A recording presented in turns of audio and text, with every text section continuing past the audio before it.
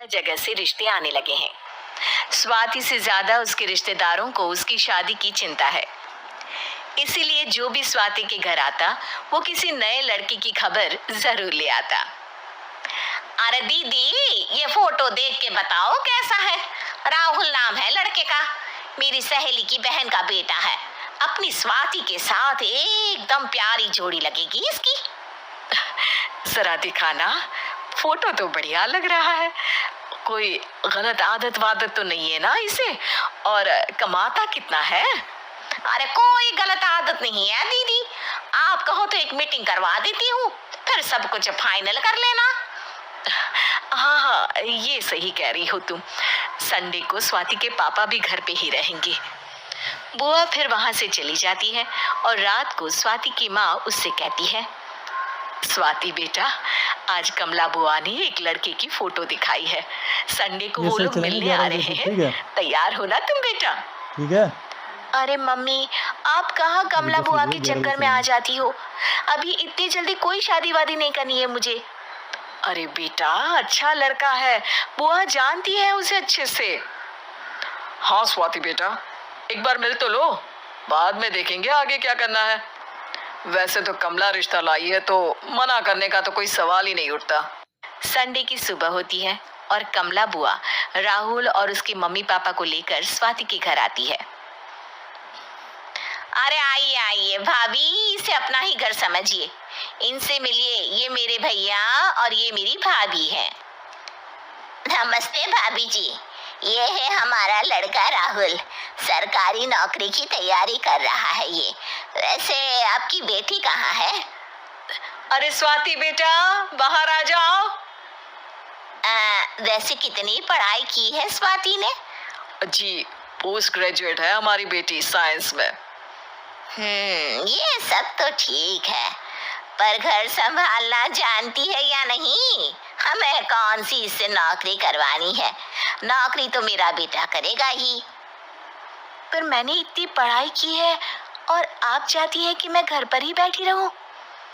अरे स्वाति बेटा, ये बड़ों की बात में तुम कहाँ बोल पड़ी? हम सब देख लेंगे क्या करना है क्या नहीं।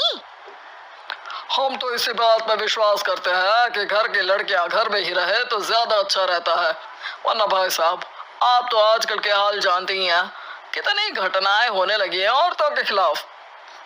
स्वाति बेटा, रसोई का काम तो पूरा जानती हो ना, शादी के बाद तुम्हें ही संभालना है वो सब।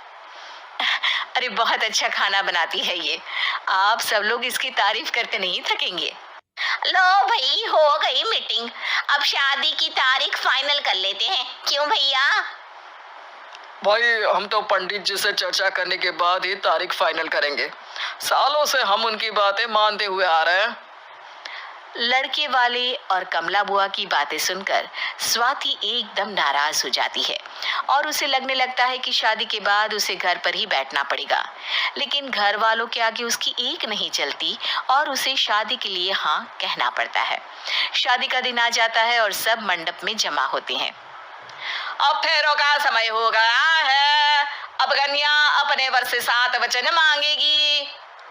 आप किसी धार्मिक आयोजन में जाए तो मुझे भी ले जाएंगे। आप मेरे माता पिता का भी बराबरी से सम्मान करेंगे, हमेशा मेरा साथ निभाएंगे। आपको दोनों परिवार की जिम्मेदारियां बखूबी निभानी होगी, हर जरूरी बात में मेरी भी राय लेंगे। आप सभी गलत आदतों से दूर रहेंगे।